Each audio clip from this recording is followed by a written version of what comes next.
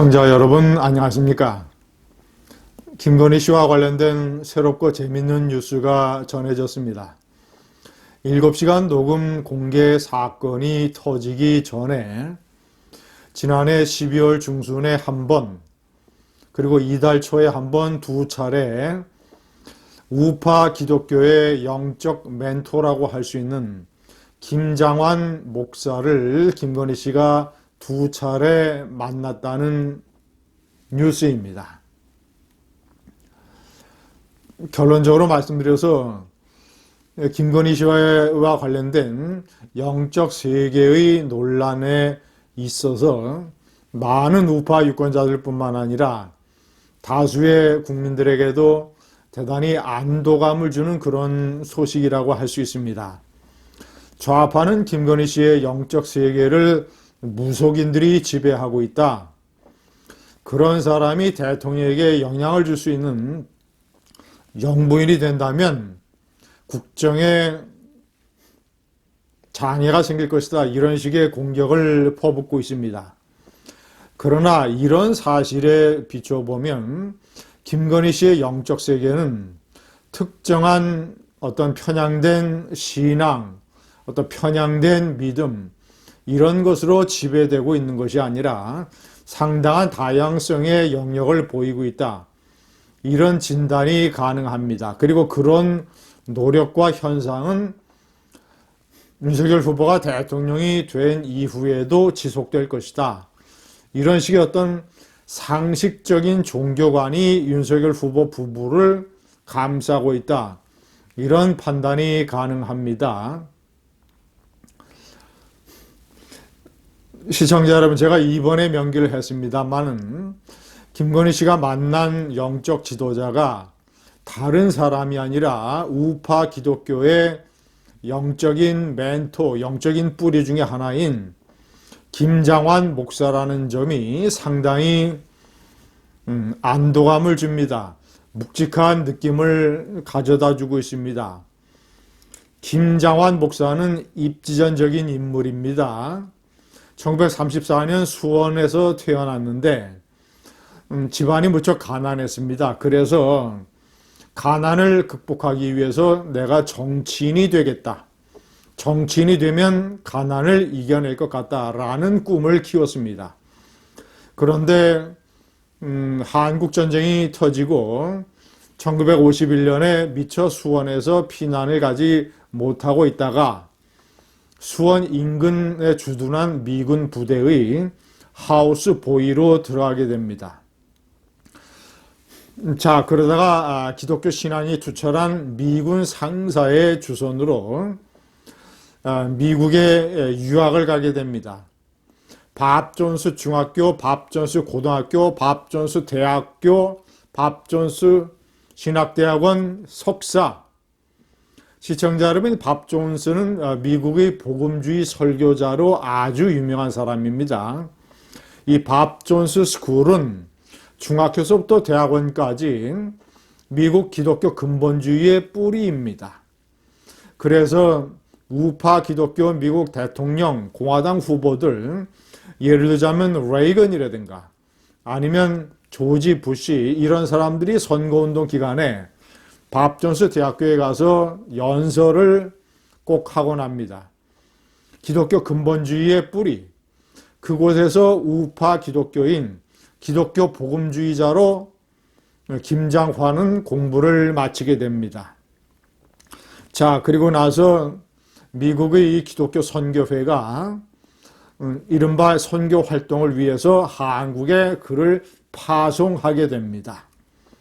그래서 1960년에 수원에서 신도 12명을 데리고 수원중앙침례교회를 시작을 했고, 나중에는 이 교회가 여의도 순복음교회, 명성교회, 영락교회, 이런 교인들만큼 유명해지고 교인이 많은 그런 교회로 성장하게 됩니다.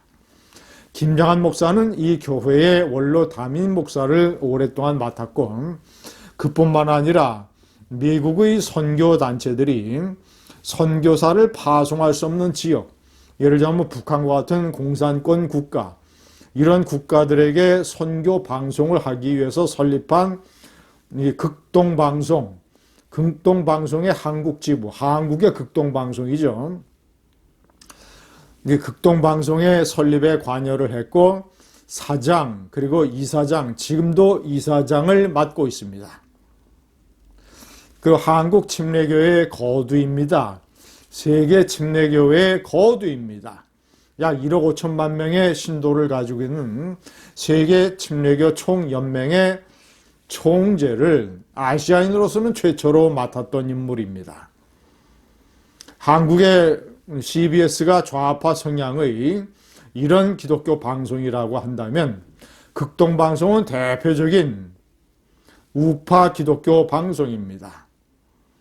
이 방송의 이사장 김정한 목사, 우파 기독교의 뿌리 김정한 목사를 두 차례 만나서 기도를 받고 이 만나게 된 계기는 조영기 목사의 장례식에서 윤석열 후보에게 안수 기도를 해줬던 김장환 목사, 그에게 하나님을 믿으라고 설교를 했던 김장환 목사, 그를 남편인 윤석열 후보가 김건희 씨에게 소개를 했고 만나보라고 권유를 했다고 합니다.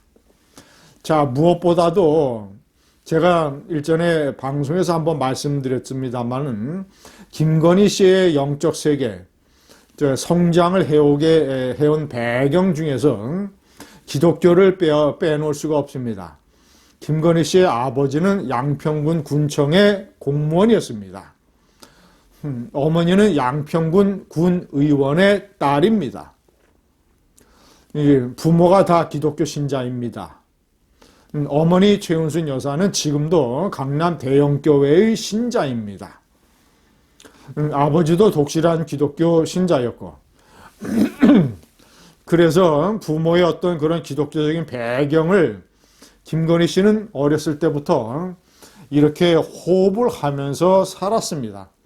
중3 때 아버지가 돌아가셨습니다.